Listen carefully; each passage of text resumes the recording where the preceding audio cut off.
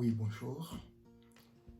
Effectivement, vous pouvez avoir raison selon ce qui se vit, selon la réalité du moment, de dire que l'actualité, ce sont les concertations.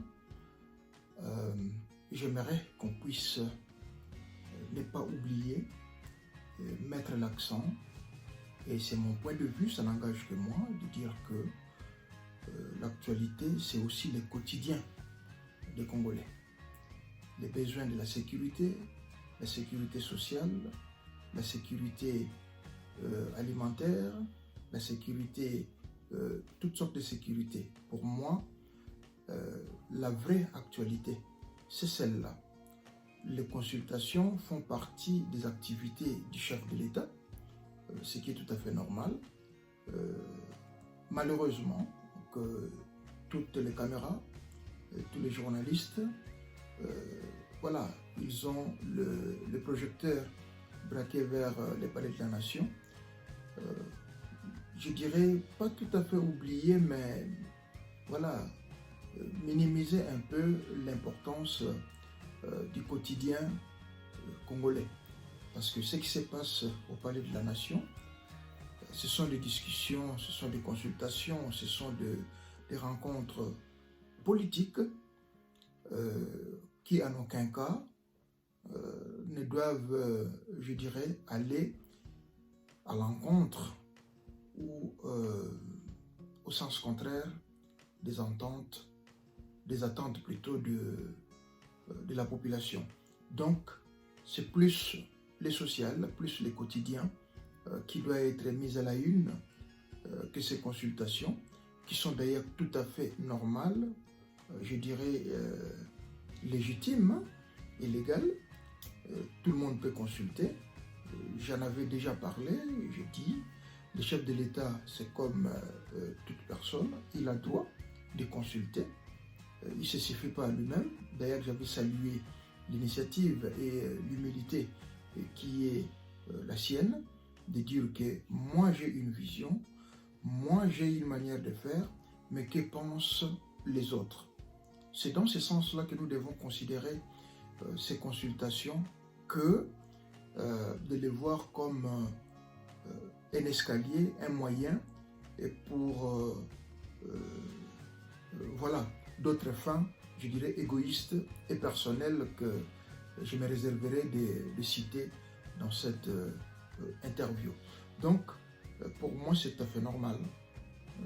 Rien de grave. Il a le droit de consulter. Il a le droit de poser des questions. Il ne se suffit pas lui-même, comme je l'ai dit. Il a le droit aussi d'apprendre des autres. C'est pas un problème, ça.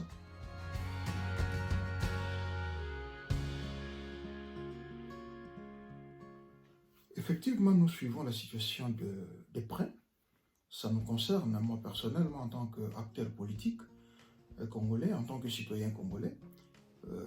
Je ne dois pas être à la marge, en marge plutôt. J'ai intérêt à suivre. Et si vous me demandez de faire le bilan intermédiaire tel que vous le dites, de par ce que nous avons déjà vu, de par ce qui s'est passé, honnêtement, je prendrais ça en deux sens. Du côté du chef de l'État, nous attendons quel sera le message qu'il a promis à l'issue de ces concertations qu'il va nous transmettre. Mais un élément aussi que je vais peut-être soulever, évidemment, comme il a voulu consulter les couches représentatives, il faut que ce soit, je dirais, dans une grande, dans une large, je vais dire comme ça là, large panel, pour qu'il puisse avoir réellement les différents sons de cloche, comprendre ce que seraient les avis des gens. Mais si je regarde du côté de consulter, les bilans intermédiaires, ça pourrait vous faire rire, ça pourrait vous choquer, mais ça n'engage que moi. Je pense que certains déconcertés ont manqué l'occasion de se taire. Ils auraient dû se réserver, ne rien dire. Dire merci aux journalistes, dire que je n'ai rien à dire, ou ne rien dire. que d'entendre certaines déclarations au sorti de ces rencontres, ce n'est pas honorant. Voilà. Sur le plan intermédiaire, c'est ce que je peux dire.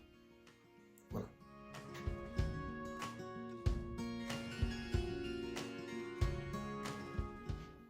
Oui, c'est bien fait de me poser la question sur les assises de la Suisse.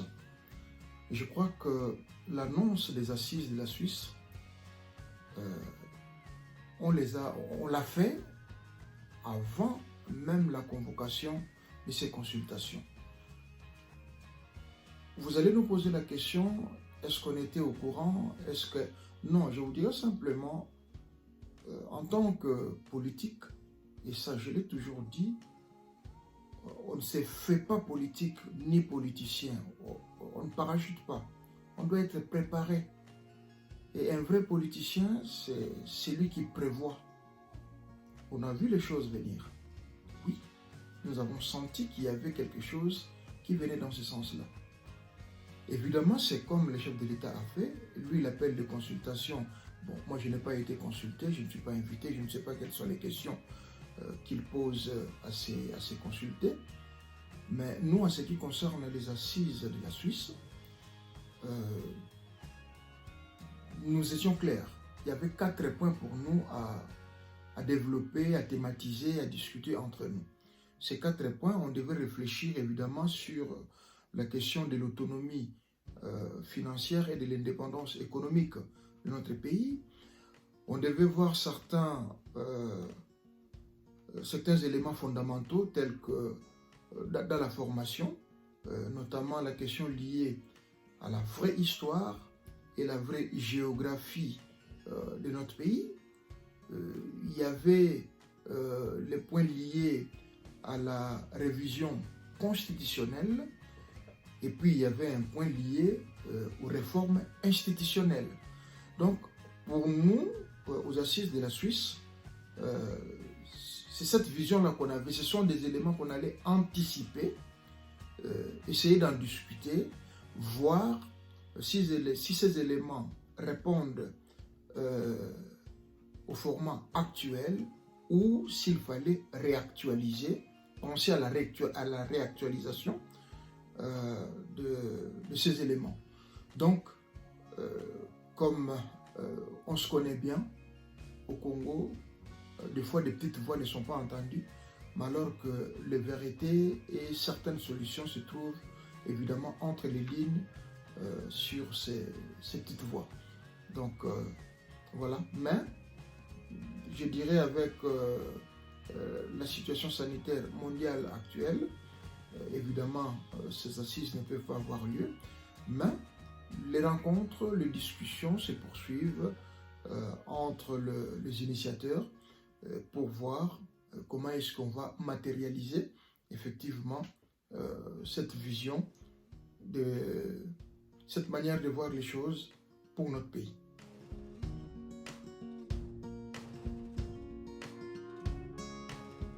Effectivement, c'est un peu regrettable parce que dans la promesse, dans les besoins du chef de l'État, il a voulu parler avec des couches qui sont représentatives.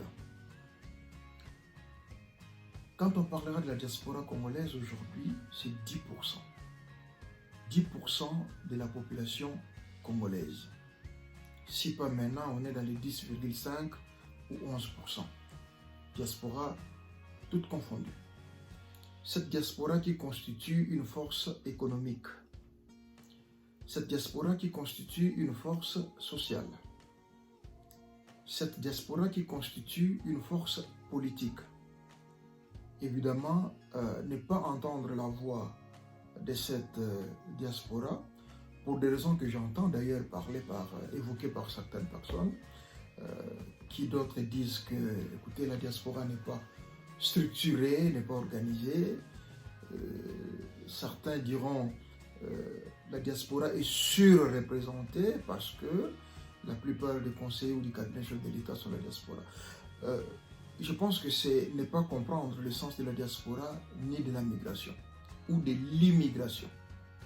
Déjà, l'immigration pose problème chez nous, à l'Est. Hein? L'immigration, ça pose problème. Je ne reviendrai pas sur ça. Mais la question de l'immigration, si nous ratons, si nous avons encore des soucis par rapport à l'immigration, il ne faut pas qu'on puisse rater l'immigration. C'est une chance pour le pays. Ceux qui disent que la diaspora n'est pas structurée, n'est pas organisée, moi je ne partage pas cette ligne, cette manière de voir la diaspora. Elle ne sera jamais structurée telle que les gens le veulent, telle que la politique le veut, parce que la diaspora, c'est comme tout un pays, c'est l'échantillon même d'un pays. Tout ce qu'on trouve au pays, on le trouve dans la diaspora.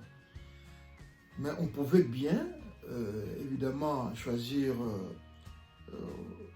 un échantillon, comme on dit, dans cette diaspora, qui maîtrise, qui se donne, qui comprend, qui fait quelque chose dans cette diaspora pour qu'il puisse refléter l'image, évidemment, de cette diaspora.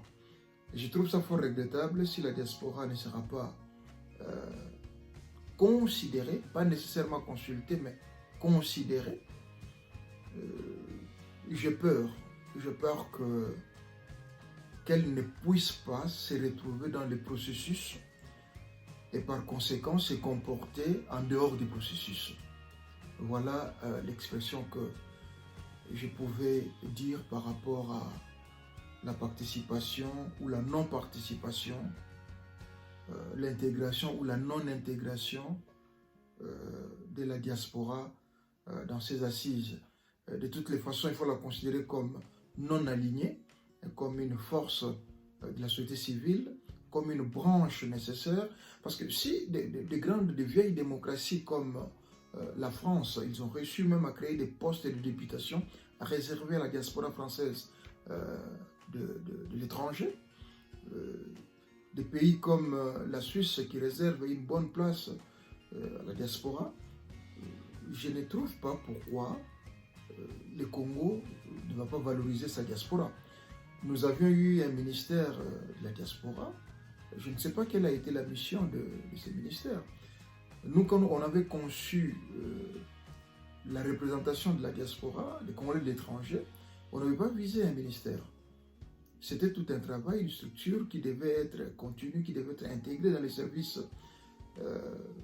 je dirais, de l'administration publique, pour évidemment favoriser les contacts, les liens, je dirais même la synergie entre la diaspora, ce qui se passe au niveau extérieur, ce qui se passe au niveau intérieur, voir la représentation au niveau extérieur. C'était ça. Mais bon, voyons voir, seul le chef sait où est-ce qu'il est en train de conduire les choses. C'est lui qui est aux commandes, il a toutes les cartes et il sait qu'est-ce qu'il va faire.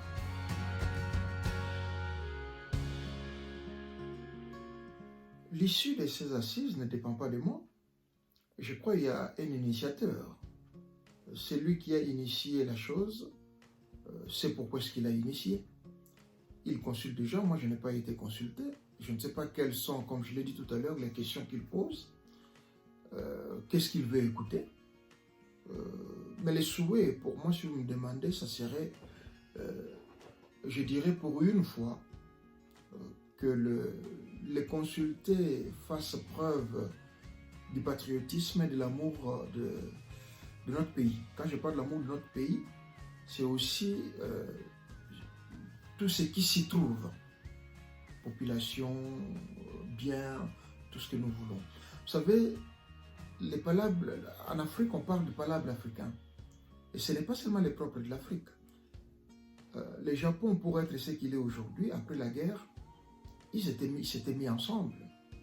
Pouvoir, opposition, force sociale, pour trouver une ligne de conduite commune pour sortir leur pays du gouffre. La Suisse, où je suis, ils ont signé ce qu'on appelle la paix du travail. C'était pour favoriser l'économie, que tout le monde a vu d'ailleurs aujourd'hui que c'est un terrain sûr. C'était suite à ces palabres, à ces discussions. Je ne sais pas si les gens oublient vite. Mzee Laurent Désiré Kabila, quand il est venu, il avait un plan triennal. J'ai été parmi ceux qui étaient dans le processus. J'ai eu cette chance voilà, d'être parmi ceux-là. Je ne sais pas si les gens savent qu'il y a eu un groupe de professeurs qui s'étaient réunis. C'était en 1998 à la cité Mahamobutu, donc la cité verte là-bas, au centre, je crois, SNEL, ou quoi, j'ai oublié le nom, pour étudier les voies et moyens d'autofinancer les plans triennales des musées. Et la solution a été trouvée que ces plans pouvaient être financés par fonds propres et par moyens propres jusqu'à 95 ou 98%. C'est pour dire que moi je crois au génie congolais. Je l'ai toujours dit, je crois au génie congolais. Je crois à l'homme congolais. Je crois à l'intelligence congolais. Donc, si vraiment les gens ont un bon cœur par rapport à l'issue de ces assises, de ces plutôt concertations, ça serait qu'ils viennent avec des propositions. Comment ensemble, mettons de côté nos diversités, mettons de côté nos positionnements égoïstes, mais ensemble, en tant qu'élite, en tant que classe politique, comment est-ce que nous pouvons faire les miracles de faire matérialiser les rêves de vieux panafricanistes africains qui disaient que l'Afrique a la forme de revolver dont la gadget se trouve au Congo. Comment faire marcher, lancer ces gadgets pour libérer le développement africain, pourquoi pas mondial, parce qu'on sait aujourd'hui qu'on est acteur, on sait aujourd'hui qu'on a un rôle à jouer. Et cela demande à ce qu'il y ait une certaine volonté politique et pour finalement y arriver. Donc, j'espère que l'issue, ça serait une série de mesures, de propositions concrètes pour relancer la vie socio-économique, sécuriser notre pays, stabiliser, remonter le niveau social de notre pays. Voilà ce à quoi moi je m'entends. Je ne m'attends pas à ce qu'il y ait un gouvernement, qu'il y ait dissolution du Parlement, qu'il y ait ceci. Non, j'attends que la classe politique manifeste sa bonne volonté. J'entends voir la maturité de la classe politique pour le bien-être, le lendemain de notre pays.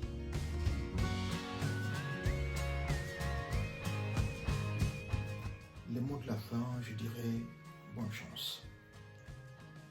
Je l'ai dit, je l'ai répété plusieurs fois, qu'il y a plusieurs opportunités qui se sont déjà présentées, qui continuent à se présenter pour que la classe politique congolaise fasse preuve et du patriotisme et de sa maturité. Saisissons l'opportunité si nécessaire. Voilà, je n'ai pas de leçon à donner à qui que ce soit. Je nous souhaite tous bonne chance.